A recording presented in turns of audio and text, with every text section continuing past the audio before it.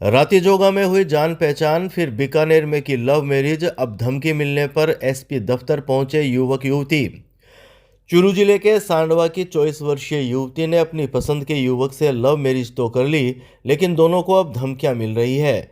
दोनों की मुलाकात युवती के ननिहाल में राती जोगा में हुई थी। सांडवा की सुमन का प्रेमी उसका हम उम्र ही है, लेकिन वह उससे 4 गुना ज़्यादा पढ़ा लिखा है। महज तीसरी पास सुमन पर नरेंद्र के प्यार का रंग इस कदर चढ़ा कि उसने उसके लिए घर परिवार और नाते रिश्तेदारों सबसे दुश्मनी मोल ले ली। नरेंद्र चूरू के सुजानगढ़ इलाके में स्थित तेहन देसर गांव का रहने वाला है। वह 12वीं पास है और जयपुर में फर्नीचर का काम करता है। सुमन भी सुजानगढ़ इलाके सांडवा की रहने वाली है, लेकिन वह महज तीसरी क्लास तक पढ़ी है। धमकी मिलने के बाद एसपी दफ्तर पहुंची 24 वर्षीय सुमन ने बताया कि दोनों की मुलाकात 5 साल पहले सुमन के ननिहाल गांव गेडाप में एक राती जोगा में हुई थी। गेडाप में नरेंद्र की भाभी का पीहर भी है। इस मुलाकात के बाद दोनों की घंटों मोबाइल पर बातें होने लगी। सुमन ने नरेंद्र के बारे में अपने घर वालों को बताया, लेकिन उन्होंने इस रिश्ते से इनकार कर दिया। नरेंद्र ने बताया कि उसके घर वाले तो इस रिश्ते से खुश थे, लेकिन सुमन के घर वाले सुमन की शादी आटा साटा में करना चाहते थे। उसने बताया कि 17 अक्टूबर 2024 को दोनों घर पर बिना बताए बीकानेर चले गए, जहां कोर्ट में मैरिज कर ली और इसी दिन वापस अपने गांव आ गए। यहाँ से दोनों अपने अपने घर चले गए और किसी को इस शादी के बारे में कुछ भी नहीं बताया। सुमन ने बताया कि अब से करीब 2.5 महीने पहले मना करने के बाद भी उसके घर वालों ने उसका रिश्ता कर दिया। भाई के बदले आटा साटा में यह रिश्ता किया गया। उसने बताया कि 16 नवंबर 2024 को वह फिर से अपने घर से निकल गई और नरेंद्र के पास आ गई। यहाँ से नरेंद्र और सुमन दोनों जयपुर चले गए। उन्होंने जयपुर और कोटा में समय बिताया। इधर सुमन के परिजनों ने पुलिस थाने में इसकी गुमशुदगी दर्ज करवा दी। नरेंद्र ने बताया कि उसे और उसके घर वालों को सुमन के परिवार के लोग जान से मारने की धमकियां दे रहे हैं, इसलिए दोनों सुरक्षा के लिए एसपी दफ्तर पहुंचे हैं। मेरा नाम नरेंद्र सिंह है और मैं तेंदुलकर का रहने वाला हूँ, चूरू जिला का। और मैं शादी की थी लव मैरिज 17 अक्टूबर 2024 को बीकानेर में कोर्ट में। और फिर शादी करने के बाद हम लोग अपने अपने घर पे चले गए। ये अपने घर पे चले गई और मैं अपने घर पे चले गए। फिर उसके बाद इसके लड़की का रिश्ता किया और शादी कर रहे थे। एक ही महीने में रिश्ता किया, एक ही महीने में शादी कर रहे थे। तो हम दोनों को पसंद नहीं आया। हम घर वालों को बोला, मेरे घर वाले तो खुश थे, लेकिन इसके लड़की के घर वाले खुश नहीं थे। फिर बोला नहीं, हम तुम्हारे साथ शादी नहीं करेंगे। और लड़की की ज़बरदस्ती शादी कर रहे थे, तो हम दोनों को पसंद नहीं आया। हम लोग अपने अपने घर से निकल गए दोनों। और फिर कई जगह रहे, जयपुर, कोटा और कहीं। फिर हम लोगों को क्या पीछे से धमकियाँ मिली। बोला लड़के को कहीं भी मिलेगा, कानून कुछ नहीं करेगी तो हम लोग उसको मारेंगे। हमारी लड़की को लेकर बगैर हम लड़के को जिंदा नहीं छोड़ेंगे। चाहे उसको गोली मारेंगे, जेल में हम चले जाएंगे, लेकिन उसको छोड़ेंगे नहीं। इस लड़की की है ना अट्टा सट्टम कर रहे थे। अपने बाइक के आमने सामने एक बाइक के लड़की ले रहे थे और उसको दे रहे थे। और फिर हम लोगों ने बहुत मनाया, घर वाले माने नहीं। और माने नहीं ना तो हम अपने अपने घर से निकल गए। अब लड़की के घर वाले है ना, लड़की के रिश्तेदार वगैरह सब इकट्ठा होकर मेरे को और मेरे घर वालों को धमकी दे रहे हैं। बोला लड़के को जान से मार देंगे हम, छोड़ेंगे नहीं। तो मैं भाग के आया था कानून के पास मदद मांगने के लिए। हमारी जानकारी हुई थी लड़की के गांव में कुछ ननियाल में कुछ फंक्शन था, तो हम दोनों वहाँ पे मिले थे। और वहाँ पे मिलने के बाद हम लोगों से ना कांटेक्ट हुआ और कांटेक्ट पे फिर कॉलिंग पे बात होती रही थी। और फिर मैं भाभी को कभी लाने जाते सब ऐसे मिले। मेरा नाम सुमन है। नरेंद्र से शादी करी है। मैं मेरी मर्जी से आई हूँ शादी करके, अपनी मर्जी से करी हूँ। मेरे घर वाले माने नहीं, जान से जाने की धमकी दी है। वो ना हमारे गांव से कोई इनकी भाभी से रिश्तेदारी से हो गई, बताया था, मानने नहीं घर वाला। अग्रसेन नगर रेलवे फाटक के पास विधायक हरलाल सारण ने ओवरब्रिज व अंडरब्रिज निर्माण कार्य के लिए किया भूमि पूजन। चूरू के अग्रसेन नगर रेलवे फाटक के पास ओवरब्रिज व अंडरब्रिज निर्माण कार्य के लिए शनिवार को चूरू विधायक हरलाल सारण ने यहां वैदिक मंत्रोच्चार के बीच भूमि पूजन किया। इस दौरान भाजपा जिला अध्यक्ष बसंत शर्मा, नगर मंडल अध्यक्ष दीनदयाल सैनी व सुरेश कुमार सारस्वत मौजूद रहे। विधायक हरलाल सारण ने शाम 5 बजे करीब बताया कि अग्रसेन नगर रेलवे ओवरब्रिज का भाजपा की गत सरकार के वक्त पूर्व मंत्री राजेंद्र राठौड़ ने 6 साल पहले शिलान्यास किया था, लेकिन कांग्रेस के 5 साल के कार्यकाल में कोई विकास कार्य नहीं हुआ। होटलों में रहने वाली सरकार ने केवल जनता को ठगने का काम किया। उन्होंने भजनलाल सरकार, पूर्व मंत्री राजेंद्र राठौड़ व जनता का आभार जताते हुए कहा कि इस ओवरब्रिज के निर्माण के लिए 77 करोड़ की राशि स्वीकृत हुई है और अब इसका निर्माण कार्य भी शुरू हो गया है। उन्होंने बताया कि इस निर्माण कार्य में गुणवत्ता का पूरा ख्याल रखा जाएगा। ये ओवरब्रिज जयपुर रोड स्थित अधीक्षण अभियंता कार्यालय से PWD गेस्ट हाउस तक 4 लेन में बनेगा और अग्रसेन नगर की तरफ 2 लेन में बनाया जाएगा। भाजपा जिला अध्यक्ष बसंत शर्मा ने कहा कि राज्य में भाजपा की सरकार ने 1 वर्ष में विकास कार्य को प्राथमिकता से किया है। गांव-गांव और शहर-शहर में विकास कार्य को करने में कोई कसर नहीं छोड़ी जाएगी।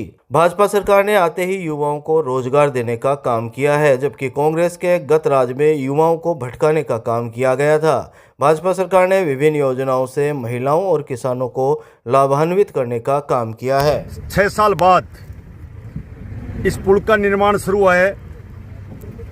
भारतीय जनता पार्टी वसुंधरा जी और राजेंद्र राठौड़ जी पीडब्ल्यूडी थे, पंचायत राज मंत्री, उस टाइम मैंने इस पुल को पास किया था। 5 साल किसान और गरीब विरोधी सरकार कांग्रेस रही। इन्होंने न तो कोई काम किया, जनता को ठगा, होटलों में रही।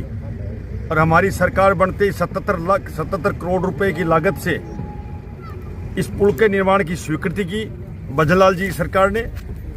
और ये काम शुरू तो कई दिन पहले होना जाना चाहिए था, मगर कई कारणों से अतिक्रमण रहने के कारण और कई बाधा आई। और आज इसका वैसे शिलान्यास हमने 6 साल पहले किया था, मगर आज पूजा की है और पूजा की है, भगवान से अरदास की है कि जल्दी से जल्दी अच्छा काम हो, पूरा हो और सब तरीके से ये चूरू ठीक रहे। इस तरीके से इस शिलान्यास की है इस पुल की, ये जल्दी से पूरा होगा। मैं राज्य सरकार को और पूर्व मंत्री राजेंद्र राठौड़ को साहब को और यहाँ चूरू की जनता को धन्यवाद देना चाहूँगा कि पुरानी मांग पूरी हो रही है। बहुत बहुत धन्यवाद। देखिए, मैं इस बात पे टिप्पणी इसलिए नहीं करूँगा, सरकारें आती हैं, कुछ लोग चेंज होते हैं और ये जाति के आधार पर कुछ लोग कहना चाहते हैं ना, उनको पता ही नहीं है कि आपके टाइम भी उस फेसबुक को आप दोबारा पढ़िए। मैं तो फेसबुक चला था, दोबारा पढ़िए कि उस टाइम एक विकलांग प्रजापत था, उसका ट्रांसफर कहाँ गया था।